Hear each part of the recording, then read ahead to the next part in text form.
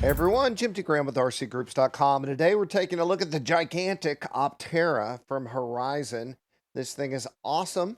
It's also designed by two awesome people, George Hicks and Mike McConville. And what we have here is a wing built by two guys who know what they're doing. You can fly this line of sight. Whatever you would do with such a large aircraft, you could do it as a standard RC craft. Or if you wanted to take it a step further, like I did, you could strap some FPV gear on this bird, and it's made for that.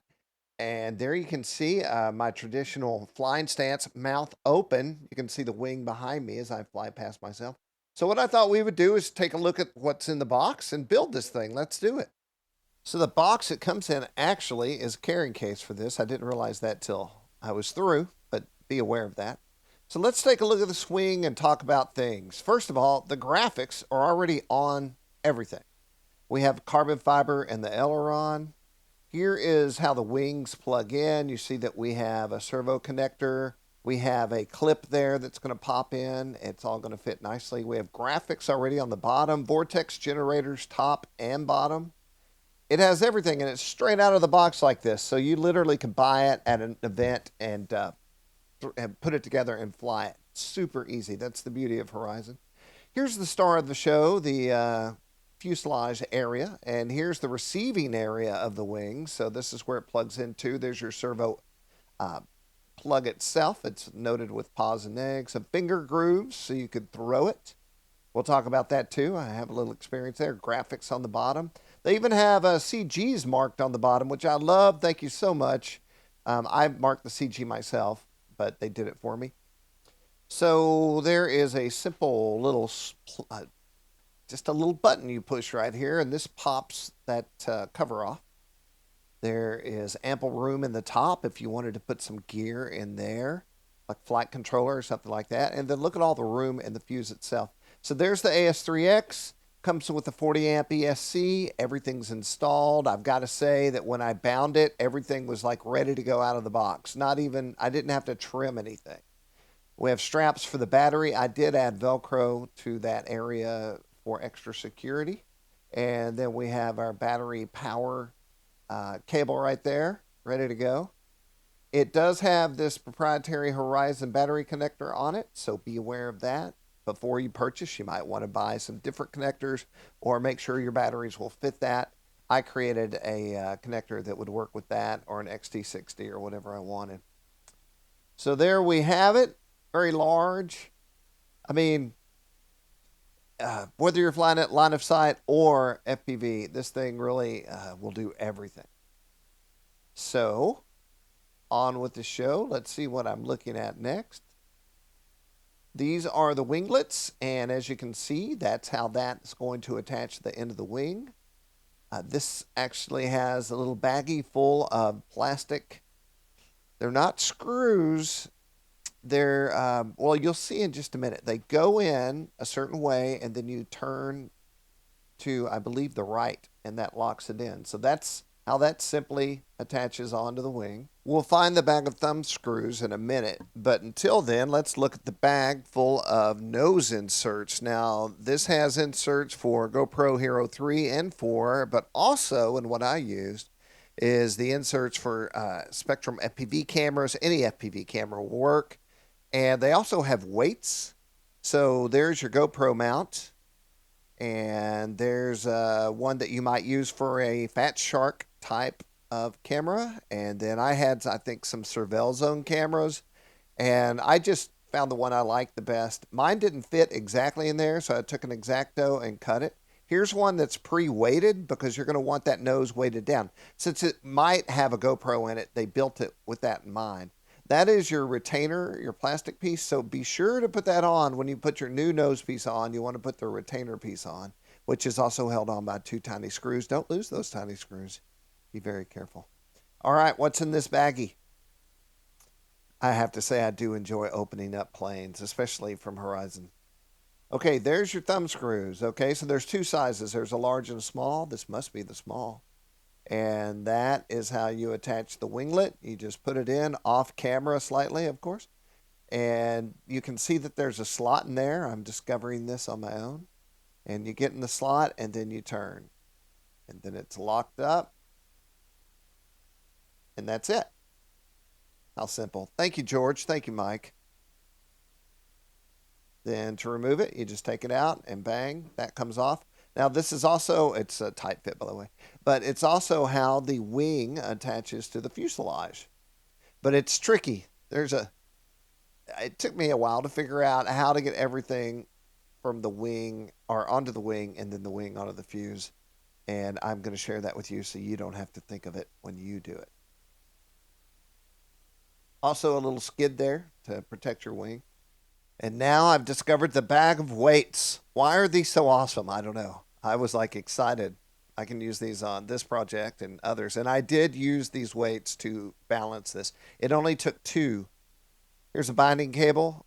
Just keep those in my box. That's the last thing you need, is not to have a binding cable with you. Okay, so looking at the wing. I'm looking at the M piece. There's my servo. And now I'm going to figure out how to put this together. So we see that there's plus and minus marked there. So you're going to plug that in correctly.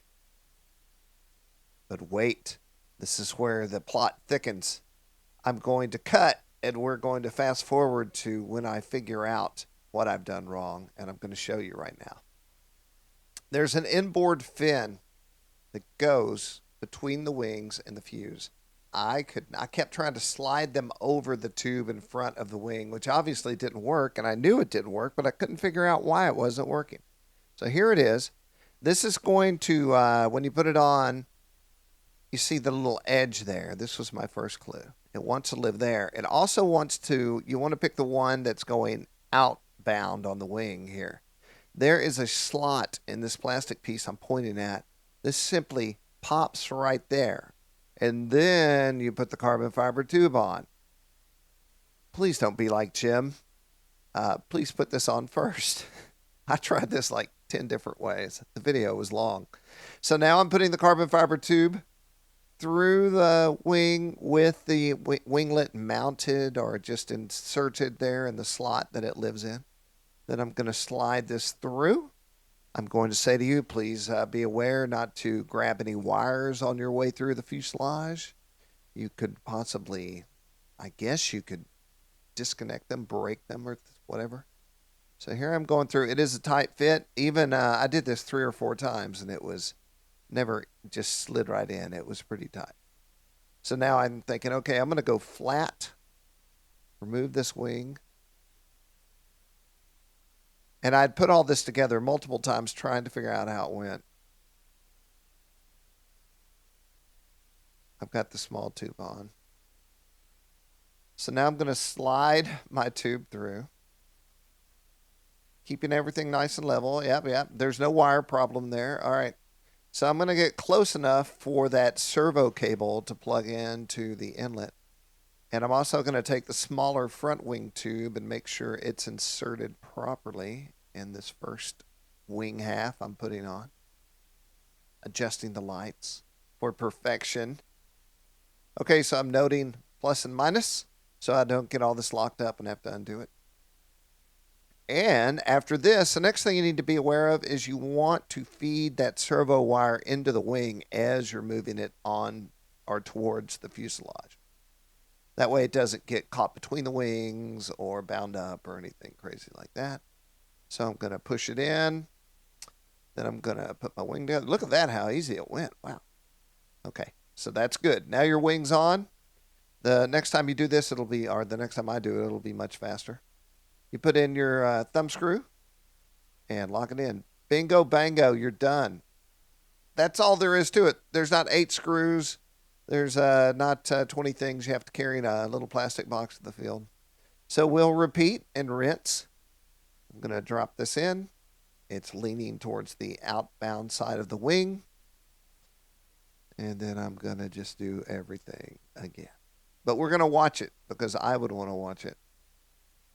Even if it's long and boring. Oh, by the way, this thing's huge.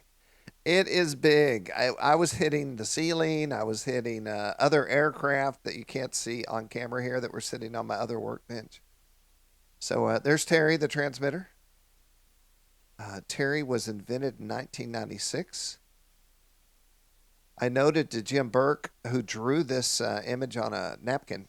I said, we don't know if Terry's a girl or a boy. That's a pretty nondescript name. But I guess it doesn't matter. Terry still has an antenna. He's nostalgic because no one really has an antenna anymore. Okay, so now we're wiggling the carbon fiber tubes into the secondary wing or the other wing. Not that there's a primary wing. Going to get the fitment just right. Now we're going to plug in. Once again, getting our plus and minuses. Feel free to scrub through this part if you don't need to see this. And oh, it's coming. We're going to feed that through. We're going to push it together. We have a plane. We can fly. All we need now is a thumb screw. Don't lose that. You can always keep your thumb screws in your canopy, even though there are some nooks and crannies in there, as I found out. So now we're all locked up, and we're hot to go. And the battery in this is a 3S3200. I'm now going to take the nose piece off. Okay, so once again, tiny screws. Listen, I keep all my tiny screwdrivers like this held on my wall with a magnet. I do that for just this reason.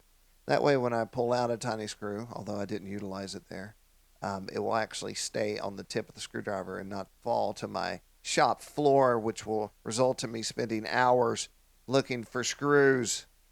I have a magnetic broom that I use when that happens, which has saved my life so many times. Okay, now you're going to depress that piece, and the nose will literally pop off in your hand. Okay, so there we have it. There are lots of weights on the interior. Look at the inside of this thing. There's weights. I'm going to pull this little insert off. There's weights all around the edges of that. Pretty awesome. We're going to put that aside. We're never going to lose it. We might need it for the future. Now I'm wondering where it is. I don't remember. I bet it's sitting right there on the workbench. All right, I have vanished. I'm not... Oh, the screw. I found it. I dropped it on the floor and I found it, folks. You got this right here on film. Beautiful. Okay, so there's your inlet. There's a little hole that goes through for your wires. And this is where your GoPro or whatever is going to be used. I'm looking at options and I'm thinking, Now, there is a up and down, so be aware of that before you mount your camera in there. And then you would mount your camera, put that in place, and put any weight needed, so you want to test your weight out. And then put that on, and it pops and locks, and then you would put your screws on. And I'm obviously now going to lunch. Oh, nope, I'm coming back. Oh, that is a box of goodness right there. That is a box of FPV cameras and video transmitters, and I certainly do have favorites. So let me pick out my favorite camera at the moment. And by favorites, it depends on what's on what. So this camera is not currently on a plane, and it's my favorite coming out of the box. So I've decided to use this. I may have to cut. I may not be able to make my mind up here. So this must be the one. Watch as I tap on it. Yes, this is the one. All right, so now we're going to do a brief rundown, a photo montage of points that we've made. Vortex generators, check. Carbon fiber, check. Nose camera mounting stations, check. Servos installed, check. Ample room in the fuselage, everything's in there already, check. Great power system with foldable prop, check. Easy wings that mount with a single thumb bolt, check. Place to put your FPV camera, check. And everything's ready to go, so I guess we have to go to the field now. All right, so we're at the field, my lovely field in Nashville, Tennessee. One thing I want to note, well, I'll note that in a minute. But here we go. This was I guess Jason was grabbing some awesome Opterra graphics for this video. Here I am. That's how big it is. You have to heft it along. And it was drawing the attention of local pilots who were asking me questions about AS3X and things like that. And so as I'm walking back to where I want to fly. I'm answering my questions. Wearing the Focal V2 goggles. 3S2200. I actually checked to verify that was correct, and it was. I can't believe that that battery runs a 10BL motor that's on here. All right, so I'm in launch mode. I'm going to stick my arm way out to the left and simply hit full throttle. I'm going to touch no sticks. Jason wasn't really aware of what I was doing here. Jason shot the video of what I'm about to do. But the goal is to show you that if you give it a good toss up hard, don't throttle till it's out of your hand for safety. Hit the throttle in launch mode. This thing will fly. Watch. And then I put my hands on the sticks. So, wow, that worked. Now, this is a big airplane. I want to say a couple of things to you while we watch this glide around in the air.